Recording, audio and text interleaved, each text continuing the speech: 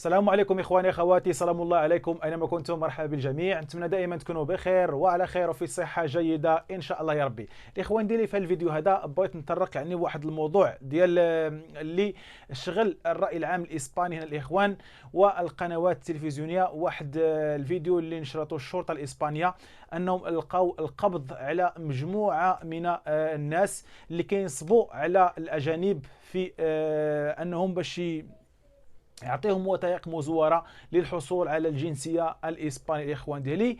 وغادي نتكلموا حتى على الاخوان الاخوات اللي بغاو يدفعوا الريغو سوسيال، اللي قفلوا اللي كملوا 3 سنين ديال الاقامه هنا في اسبانيا، وخاصهم انهم يقلبوا على عقد العمل باش يدفعوا الاخوان. كما كتعرفوا القانون ديال انك الا عندك 3 سنين هنا الاقامه 3 سنين في اسبانيا خاصك انك تدفع تحصل على الاقامه، خاصك ضروري عقد العمل الاخوان ديالي. هذا هو عقد العمل اللي بالمستحيل انك باش تلقاه الاخوان ديالي. لهذا نطرقوا هاد جوج ديال المواضيع ان شاء الله بحول الله. وقبل ما نطرق هاد الجوج ديال المواضيع كنت انا دائما كنشر فيديوهات على بعض المغاربه اللي كيسبوا الاخوان ديالي مشاكل هنا في اسبانيا، مثل السرقه او لا الضرب والجرح. وكاين مجموعه من المشاكل اللي كيستغلها الحزب ديال فوكس الاخوان ديالي دائما كينشر على المواقع التواصل الاجتماعي هاد المشاكل ديال كيسبوها، خصوصا المغاربه الاخوان ديالي. ما كاينش نشر مثلا كما شرت شحال من مره كنقول لكم ودي راه بحال هاد الحادثه هذه اللي وقعت ديال 35 شخص انه اللي كيزور وثائق، فوكس ما ينشرهاش، كينشر غير المشاكل ديال المغاربه. ما كاينش نشر دائما ان الشينوا كيهربوا العمله الصعبه. ما كاينش نشر، لا، ما كاينش غير المشاكل ديال المغاربه. وحتى انا كنت كنتكلم الاخوان على هذا الموضوع هذه، ولكن واحد المغربي اللي فاجئنا الاخوان ديالي انه لقى واحد الحقيبه ديال واحد السيده اسبانيه اللي فاجئها الاخوان ديالي، اتصل بها وقال لها ودي الحقيبه ديالك راه لقيتها. فعلا هاد السيده هذه هو دار هاد الفيديو، هاد الشخص هذا سميتو انوار، اللي رجع لهاد السيده الاسبانيه الحقيبه كامله بما فيها، فيها الوثائق الرسميه ديال الاخوان ديالي، فيها الفلوس، فيها الهاتف ديالها، فيها كل اغراض. وهذيك السيده تفاجات منين سولته وقالت له انت اش انت مهاجر منين، اش الدوله ديالك؟ تكلم قال لها انا مغربي. هي زادت تفاجات قالت له كيفاش اننا المغاربه كنسمعوا بهم انهم كيسرقوا كيديو للناس الحوايج ديالهم وداك الشيء، وانت كمغربي وكترجع لي الاغراض ديالي. تفاجات هذه السيده هذه. اخبرها قال لها راه ماشي الناس بحال فعلا راه ماشي الناس بحال. واش الاسبانيين الاسبانيين واش ما كانش يسرقوا، ما كانش يخونوا الاسبانيين؟ كنشوفوا هنا اكبر الشركات هنا في اسبانيا اللي سرقوا العمال، داو لهم العرق ديالهم. كنشوفوا حتى الاسبانيين حتى هما كيسرقوا. فما كانش شي دوله اننا ما كاش لقاو الاهل ديالها ما كاش يسرقوا الاخوان ديالو، واخا يكونوا اغنياء كيبغيو انهم يزيدوا يسرقوا اموال الضعفاء باش يزيدوا غنى على اغنى الاخوان ديالي. تفاجئنا انوار دار هذا الفيديو هذا اللي رجع هذه الحقيبه لهذه السيده هذه، اللي فاجأ الاسبانيين وفاجئنا حتى حنايا كجاليه مغربيه. لك كل الشكر اخي انوار من هذه القناه هذه ديال الوجدي، كنشكرك بزاف. وكنتمنوا ان نشوفوا بحال هذه الفيديوهات هذا، نشوفوا ان مغاربه انهم كيرفعوا ولا كيحمروا الوجه ديال المغاربه الاخوان ديالي. خصوصا كنبغي دائما كنقول لكم واحد ان مجموعه ديال الناس كيديروا الاخوان ديالي هنايا، مجموعه من المهاجرين هنايا متواجدين في التراب الاسباني كامل الاخوان ديالي. كاين جمعيات اللي كياخذوا المبادره، او لا كاين غير ناس هكا 5 ولا 6 ديال الاشخاص ولا كيمشيو للمستشفى اللي قريب بهم وكيتبرعوا بالدم الاخوان ديالي. كتكون مبادره مزيانه الاخوان ديالي، راهم كيتكلموا عليهم في القنوات التلفزيونيه او لا في القنوات اخباريه مكتوبه او لا الاخوان ديالي الكترونيه، انهم كيجي وفد من المهاجرين من الصين والاخوان ديالي، من الصينيين او لا من باكستان الاخوان ديالي او لا من امريكا اللاتينيه، كيمشيو كيتبرعوا الاخوان ديالي بالدم ديالهم. حتى حنا ان شاء الله بحول الله نشوفوا بحال المبادرات من الجاليه المغربيه انهم يمشيو حتى هما الاخوان ديالي 5 ولا 6 ولا 10 ديال النساء كيجتمعوا بحال هكا، ويمشيو يخبروهم باننا حنا مغاربه وبغينا حتى حنا نتبرعوا يعني بالدم. ممكن ان اليوم كيستافدوا بهم يعني ناس اخرين، ممكن يجي واحد الوقت وحتى العائله ديال هاد الناس اللي كتبرع هما الاخوان انهم يستافدوا. يعني الى المغاربه تبرعوا بالدم ممكن عادي واخا يستافدوا بهم ماشي مغاربه النصارى، ولا ممكن يجي واحد الوقت وعادي حتى خوتنا المغاربه ولا حنا المغاربه اننا نستافدوا بهذاك الدم الاخوان ديالنا. نتمنى انها تكون مبادره لمجموعه من الجمعيات ولا مجموعه من الاخوان والاخوات انهم يديروا المبادره هذه في جميع التراب الاسباني، ويتبرعوا يعني بالدم ولو غير مره في العام او لا مره في 6 شهور او لا مره في الشهر الاخوان ديالي ان شاء الله بحول الله.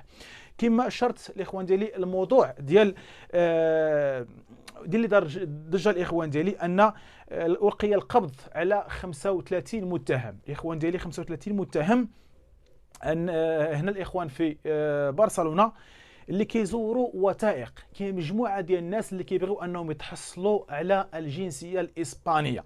اخوان ديالي هنا الاسبانيا الاخوان واش عارفين بانه كاين تخرويط، كاين تزوير، كاين يعني في اوراق الاقامه العاديه، ولا كاين حتى في رخصه السياقه.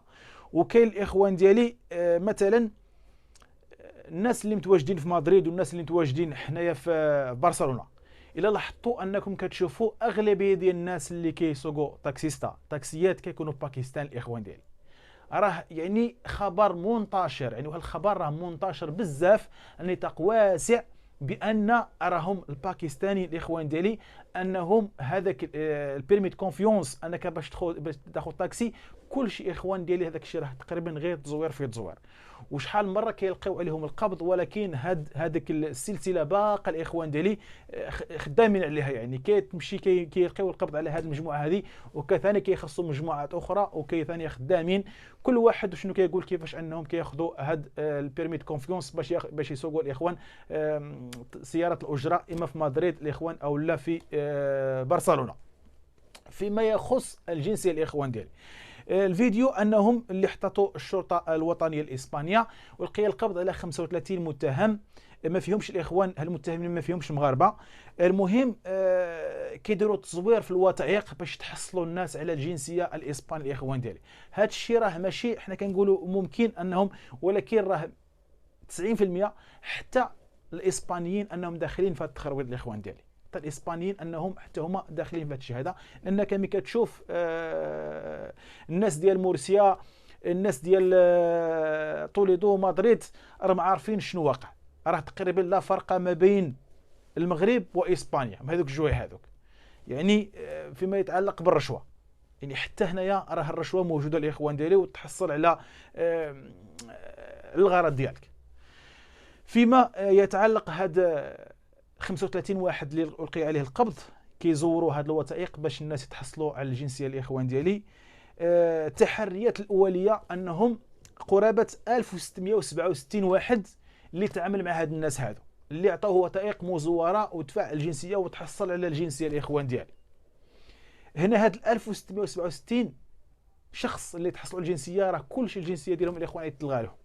يعني من هكا راه ما عادش تحلم انك باش تدي الجنسيه ولو انك تكون كتكلم الاسبانيه اكثر من الاسبانيين طلاقه، وما تحلمش بانك مره اخرى انك عادي يعني تاخذ الجنسيه او لا. الامور تمشي يعني عاديه. ممكن الاخوان ديالي كيتكلموا على هاد الناس هادو اللي تعاملوا مع هاد المجموعه هذه، ممكن انهم يطردوهم من اسبانيا هنا الاخوان او لا يتعرضوا للعقوبه. كانت الاخوان المبالغ اللي كيتلقاوها من 1000 الاورو حتى 1500. هاد المجرمين هادو اللي كانوا يزوروا هاد الوثائق وهاد الناس اللي كانوا ياخذوا هاد الوثائق هادو، يعني ب 1000 الاورو حتى 1500 كانوا يزوروا لهم بعض الوثائق باش يتحصلوا الاخوان ديالي على الجنسيه الاسبانيه. كاين مجموعه ديال الناس الاخوان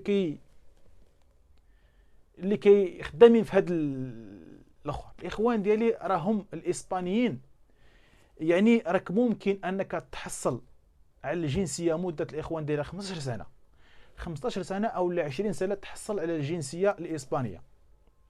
بشي طريقه ماشي 100% صحيحه، ولكن نهار يلقيو القبض على الشخص اللي عطاك هذيك شي وثيقه مزوره الاخوان ديالي، ولا راهم كيتبعوا السجل الاخوان ديالي شحال من سنه هذا الشخص ولا هاد الناس هما خدامين. الا كانوا خدامين 20 سنه ولا 15 سنه، الا كنت انت تعاملت معهم راهم يحيدوا لك الاخوان الجنسيه ديالك. وماشي غير الجنسيه، حتى الاقامه الاخوان ديالي، حتى في الاقامه الناس اللي كيتعاملوا بشي وثائق انهم مزور الاخوان ديالي راه يعني واخا طوال الوقت 20 سنه 15 سنه 10 سنين كتعامل بشي وثيقه، كتحصل على الاقامه الاسبانيه بشي وثيقه مزوره الاخوان ديالي، راه من نهار يتشدوا هذوك الناس راه يلغاو لك انت هو الاول. يقول لك اودي راك تعاملت مع واحد الناس اللي الاسم ديالك طلع انك تعاملت معهم، مع هذا داروا لك مثلا الطا في واحد الشركه معينه او الاخوان ديالي، وهذيك الشركه ماشي يعني ماشي ليغال انك تعدلت معهم وانت ما كنتش خدام معهم لا الطا ولا حتى شي حاجه، المهم راك تحصلت على الاقامه بغير طريقه غير قانونيه. واخا دير اللي دير الاخوان ديالي راهم يحيدوا لك الاقامه ديالك. يعني خاصكم تعرفوا مع من كتعاملوا.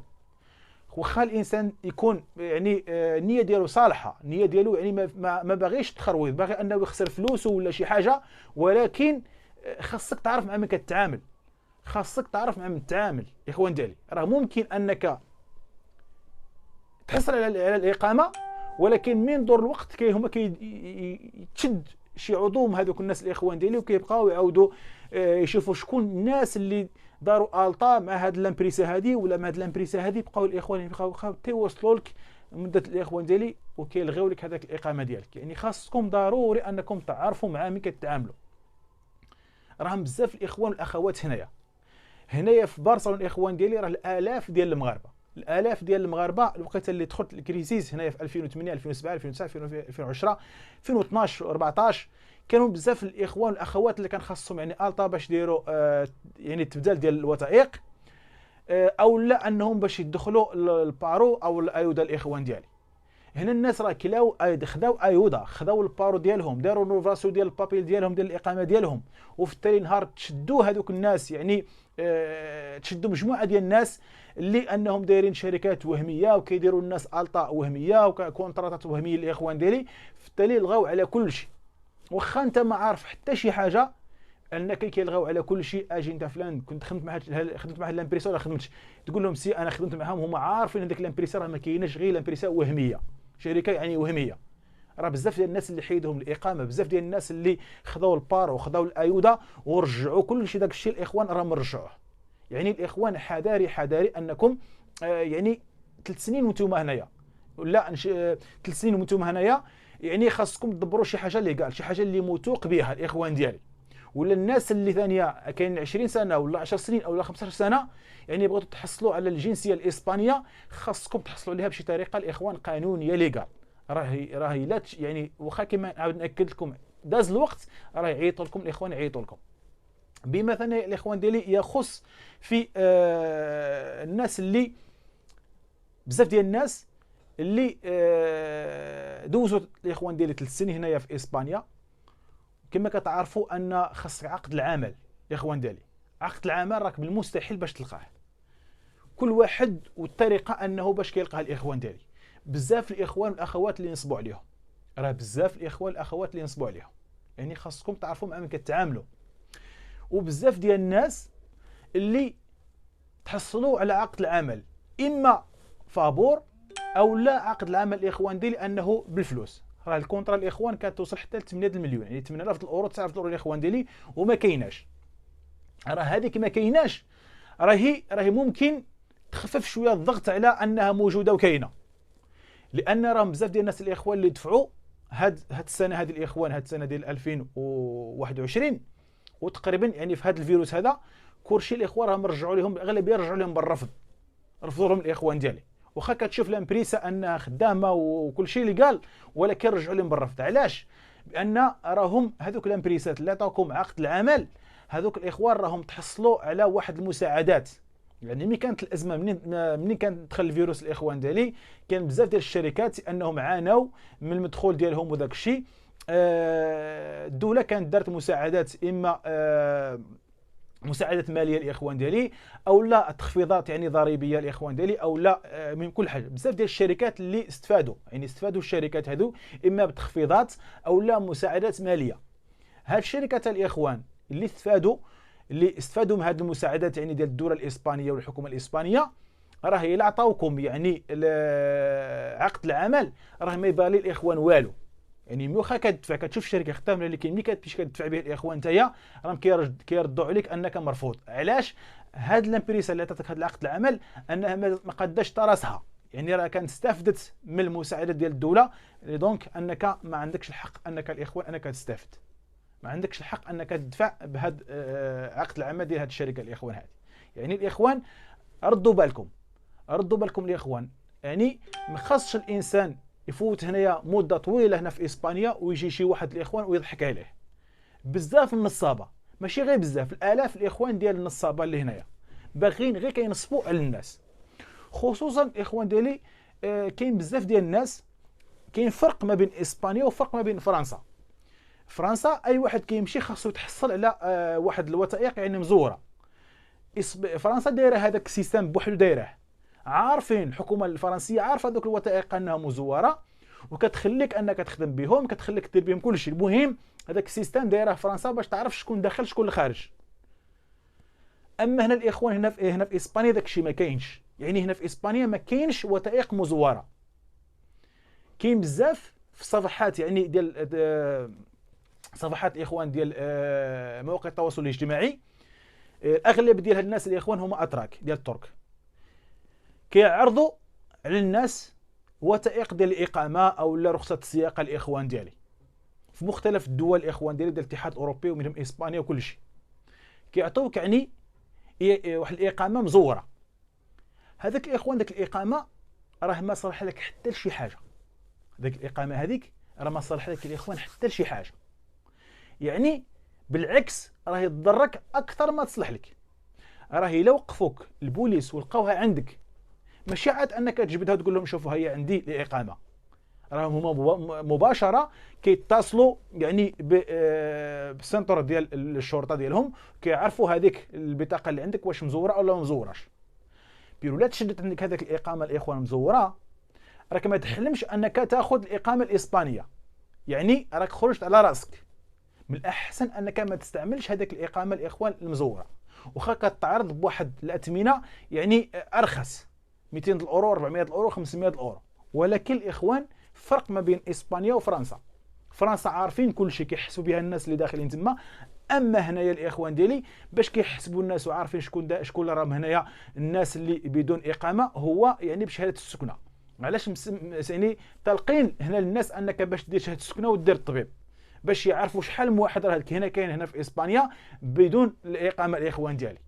اما باش دير واحد الاقامه يعني شبيهه للاقامه ديال المهاجرين كاملين ولكن هي مزوره، راه الاخوان غير كتضر راسكم، غير كتضروا راسكم انكم مره اخرى ما عادش تحصلوا على الاقامه يعني اللي كتكون الاخوان اوريجينال. هذا هو الاخوان اللي كان في الفيديو التوضيحي. نتمنى انه ينال اعجابكم، وما تنسوش تبارطاجيو الفيديو وديروا لايك، وشكرا والسلام عليكم.